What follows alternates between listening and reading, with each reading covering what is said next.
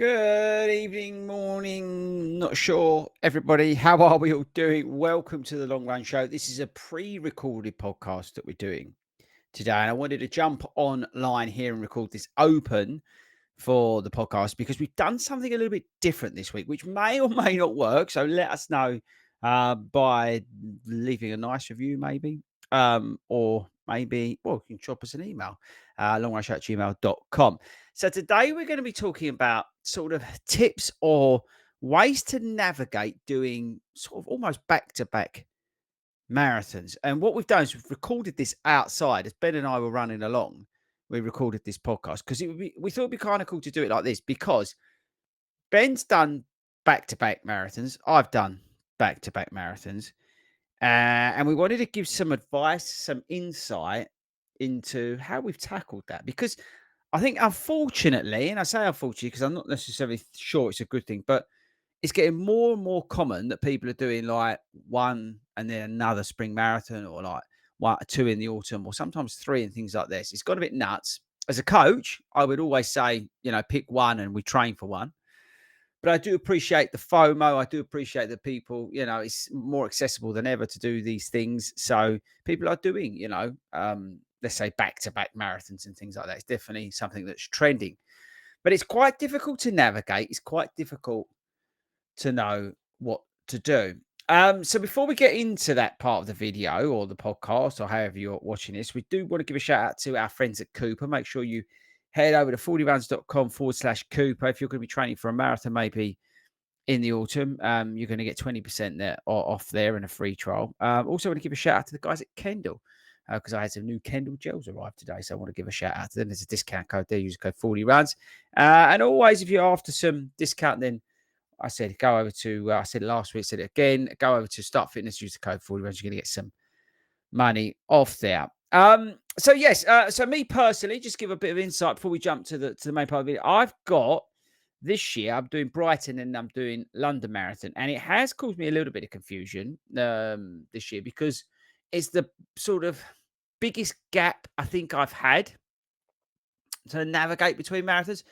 Usually it's been like 2 weeks or something like that. So like I did Berlin and Yorkshire, and it's been a bit of a funny one to navigate on what to do in terms of training and what not to do. And we'll say we will come on to that in this next part of the video. But it's a funny old one, and I found myself whilst training a little bit confused about when to do like peak mileage, or should I go like a bit more conservative? Should I just look at this as that? And it really gets into your head. And I think anybody who's marathon training will know what I'm talking about because you've got that sort of paranoia element. You're tired, and then you're trying to navigate doing several things at once. So it is not easy, is my point. And I think, as I said, hopefully in this next 20-25 minutes video that we recorded, you're going to get some use out of it, some things to think about. I think if you are considering, or maybe maybe you're like me, you've got Brighton and then you've got London, or you've got Brighton and you've got Edinburgh, or however you're doing it. Hopefully we can give you some insights out. Ben, I think last year I might be wrong. Yeah, I think he did Berlin, Chicago, and then New York. So think about that. So again, that's why it was a good session to go out and record that with him to give you some sort of tips and insight into what that's like to do that. So that's what we're going to do. I'm now going to cut over to the video. Listen to that. Check it out. Audio's going to be okay. Should be all right. We'll use some wicked AI to make sure it sounds as best we can. And then I'll join you at the end back in the studio. Morning. Oh, I genuinely thought you'd say good morning to me. I'm not saying good morning to you. This could be a podcast, so you've got to have to behave. If the audio comes out, we're trying something new today. If the audio comes out, we're going to use this as a podcast as well. So we're out. If you're listening to this, we're out on our 21 miler. Yeah, could be 18. we're out on our big run. We've got 2 big runs, and I thought today, while we're out on this sort of easy lap that we're doing, so we're in Hertford, and if you're watching this, we're in usual place. We're back to basics in terms of the vlog. I thought we'd just go old school and film one of our laps. I wanted to talk today about mastering doing almost back-to-back marathons, because because everyone's decided they're legends, heroes, and a lot of people now are like sort of booking 2 marathons, which I think is nuts, by the way, that person who's actually doing 2. I was going to say, you've done it. But like, how do you manage that? And I'm going to apologise now for any audio from cars. I can't do nothing about it. They don't realise we're recording a pod. Like, how do you manage doing basically 2 so close together? Now, I want to film it today because I've got Ben with me, who last year ran, ready for it, Berlin, then Chicago, then New York, and then actually, you could even include the Disney thing, if you think about it, because you were getting like a couple of weeks between each, really, weren't you? Yeah, 2 between Berlin and Chicago, and then 3. I think it's 3 between Chicago and New York. So what was the tightest gap? 2 weeks? 2 weeks, yeah. Okay, so how do we manage that? So I think the first thing to say is that when we write the training plans, when we think about the races we're going to do, we think about one of them, I guess. Yeah. So when we started this plan, we was like, right, London, wasn't it? Yeah. Because he's got Paris. What's the gap in Paris? 2 weeks. 2 weeks again, right? God, you do like a 2-weeker, don't you? I do. But yeah, it's like, which one is the priority out of the 2? Now, it might be too late for you when you're watching this video comes out, in terms of like picking one. But what I would say to you is if you're going to do it again, think about logically one of them and like pick that. But stick to it as well. Right. Do you remember last year? Oh, yeah. So I did Berlin and Chicago. I say last year, year before. Yeah, I know what you mean. And I was having a really good, and Chicago was always my A race. Yes. And I was having a really good training block. And then everyone was like, oh, you should go for it in Berlin. Oh, yeah, because- pressure. Yeah, because you'll have it in your legs, Yeah. Chicago. Yeah. And I was wavering. Yeah. But eventually I did stick to The plan. the plan. And it worked out, didn't it? It did, yeah. Just checking the pace. Oh, good boy. Mind you, we don't get GPS around here. Now, what he does, because he starts and he starts stripping it, not clothes, literally, but he starts That's later. dropping the pace on me. And all of a sudden, I'm filming this at 8-minute miles, which is no good. Yeah, so anyway, we digress as usual. But the point is that if you do this, yeah, think about it in terms of your training plan. Now, what to do between them, I think is a very individual thing. So I'm going to go through what I'm going to do because I've got Brighton, London. So I've got, I think 3 weeks. Yeah. Yeah, so I've got 3 weeks. Now, just to go back, apologies for coughing on the pod, but just to go back, London was always the goal race is the wrong word because I'm not targeting the time there, but the one that I said that's the priority out of the 2. So Brighton for me is basically my last long run, and that's what I've sort of put it in my mind is that I'm going to run Brighton at like 9-minute miles, dead aim it, easy run, which I appreciate for some people's not, but for me that's my easy pace. Don't get me wrong, about 20 odd miles, that's going to grind because that's a little bit tougher than I think actually going for it sometimes, isn't it? Yeah. When you're trying to deliberately run slow. So I'm going to do that. Of course, it's a beautiful morning, look. I'm going to do that. And then once I've done that, because I'm awesome, I'm not going to finish that well, I'm then going to take a couple of days off. So that week effectively will start my taper into London. Now, the issue is it's a longer taper than I usually do. I like a taper of about 2 and a bit weeks. So 3 weeks is a little bit too long for me. So I will rest up for half the week, deliberately, make sure I'm doing all the right things, you know, resting, hydrating, eating well, because you'd have knocked the living daylights out of your immune system. And then towards the end of the week, I'll put in some light work. Now, light work will be a couple of runs in London, 3-4 miles, easy pace to get the legs turning over. And then on the Saturday, get my brain in gear, I'll probably go out and do a gentle 13 miles because that's a distance that I feel that I can run super easy, ideally around 2 hours. It's time on feet. I'm not cutting anything short. I've got the legs back going again, and I'm quite happy with that. The week after that, my mileage will probably go up actually a little bit versus that week, but I'll probably aim about 30 miles, 25 miles, something like that, based on the fact that peak mileage is going to be about 55 miles with Brighton. So cutting it almost in half and then bringing that down. And again, light, easy work. I will chuck in a paced, let's say, effort in there. What that looks like, I don't know, but it'll have something to turn my legs over. And then the long run will be maybe 10 miles again, hour and a half basically. And that's it. And then we go into race week, lighten everything up, keep lightening up into the day. And that's how I'm gonna do it. Now, if you're listening to this on the pod, we're going over a river. If you're watching this, it's beautiful down here. So that's basically my way of doing it. Ben, how did you manage, obviously with Berlin and Chicago, how did you manage that?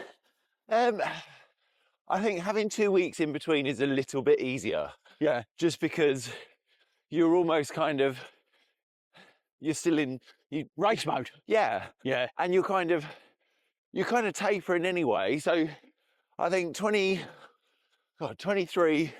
Berlin was my last long run with Chicago being that. So that was great. That was like, I can't regret not gloves, by the way. I'm regretting not gloves. Yeah. Yeah. So that was kind of the taper. This time round, so last year, we got back from Berlin. I think I had a couple of days off. Yeah.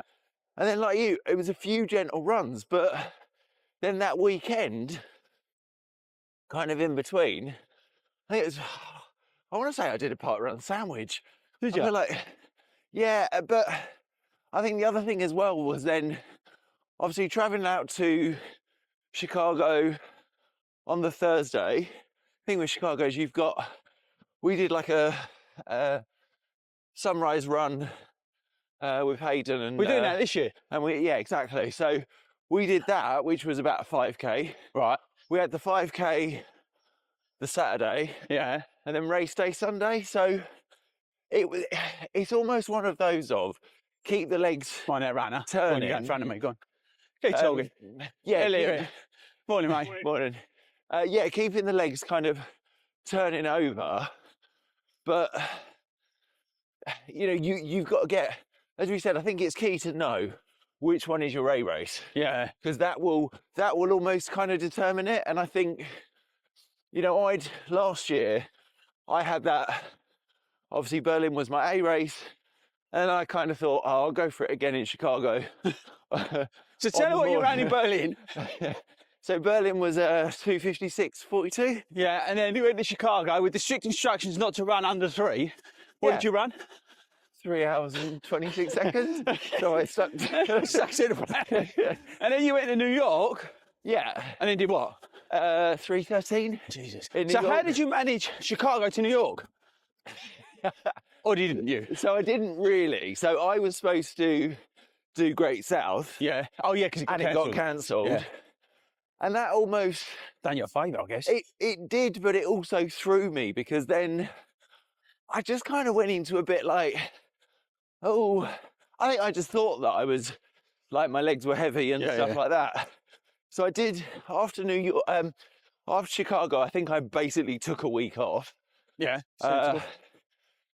And also it's a long haul flight. So I think you got to appreciate those effects. And then did the park run on the Saturday. I felt like Great South was a week after. It was when I did Yorkshire Marathon. Yeah, so, and it was a week after, wasn't it? So, did park run, and then obviously the race got cancelled And I was at home and I was like, oh, I should go out running. But obviously it was windy and wet. Horrible. I just thought, nah, it's fine. And then the weekend after, I was cheering at Snowdonia Marathon. Yeah. So I didn't, like, stupidly, and I wouldn't recommend it, I didn't massively run in between Chicago and New York. Yeah, but I don't think that's actually a bad thing. No, my legs appreciated it. Yeah. But I think just from I would have probably appreciated just a few more miles to keep the legs turning. I mean, when I got to New York, that was the thing. I went for a couple of runs. Yeah. So I phoned you and... So you got moving. And look, New York was never No. a goal race. No. So, and it was the experience, it was to enjoy it and things like that. So I'm not regretting anything there. I think it would just help a little bit to kind of make sure you're out a couple of times to get those legs Moving. turning. Yeah, exactly. No, that's the thing, right? I just want the camera back. But that's an extreme because you're doing 3. Yeah. Do you know what I mean? And that's... And I wouldn't recommend that, by the way. That's stupid. Yeah, don't try that. To be honest, that's just stupid. It's like, if you're doing... I really don't recommend this, like a week apart, like Boston, London. What people are doing Boston, London, This is stupid, really. Because you're just... Unless you're like a heavy mile, a high mileage, yeah, you're built extremely resiliently. You've got a lot of experience through your legs. You know how to control a race. And you've got the experience to run there. That's fine. But I think, a week, especially with Boston, because it's tough. Yeah. But a week apart, I wouldn't recommend to you running along here talking.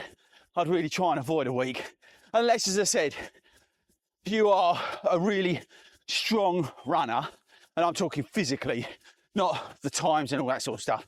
But, you can take it, your body can take it, because there's so much damage that you do to your body and your mind when you do marathons, yeah? And that's where the recovery part is key. But if you are strong and you have spent like a million years in the gym like Ben does, it does make it, I wouldn't say easier, but I think it helps, right? Yeah. I think the key, if you're like a normal person, I think you'll find it tough.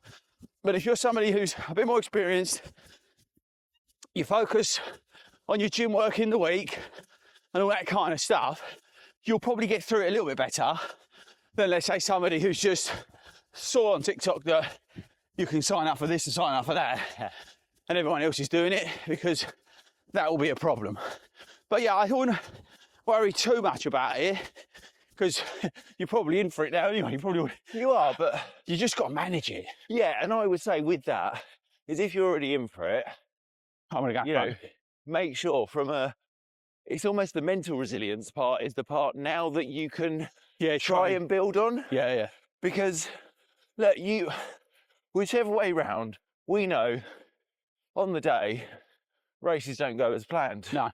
And you sit and you reflect, and it's not like, and we've had this conversation before. Yeah. A marathon is a hard race, no matter what. If it was easy, we always say that everyone would do it. Yeah. And it's not like, okay, you're doing it 2 weeks apart, a week apart, but the effort for one almost means you can't go, you do a half. Yeah. You can book a half in 3 weeks again. Yeah. And almost reset and go again sometimes. You go find this lady, go on. Yeah, keep talking. Whereas I think with that marathon, you can't, but you've got that one goal race in the block. Yeah. And if you don't hit your goals for whatever reason, you've been injured, you get caught in, whatever. That actually you've just got to, and it's easy to sit and say it, right? But you've almost got to chalk it to experience. Yeah, definitely. You need to be able to, another good tactic is, if you're out and it's your first one and you've got another one coming up, and say race A isn't going to plan, you need to know early on, and we said this last year, if Berlin wasn't going to plan for me at we say 10K? Yeah.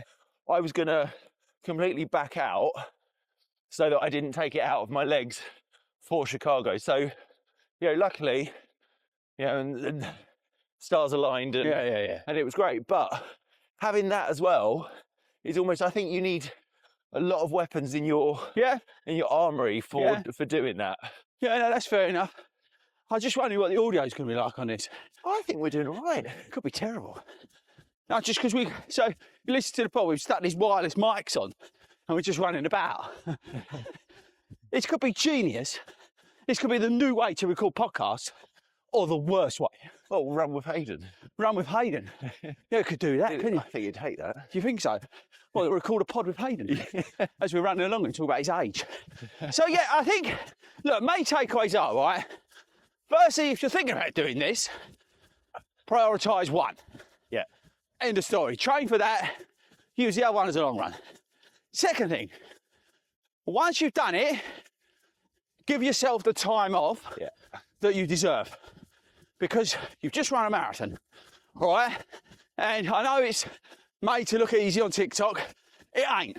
It's bloody hard. So just give yourself the time to recharge mentally and physically between them. If you've got a couple of weeks, come back with a little bit of easy light work. And then put a bit of time on feet in. Don't neglect a few sessions to turn the legs over. I'm not saying do intervals. By the way, the pace is picking up here. Yeah, it is. But don't be stressing about, I've got to do intervals and all this. It'll make no difference. All you're going to end up doing is getting injured. So sack that off. Do a bit of, I don't know, marathon goal pace work, or worst case, you know what that is.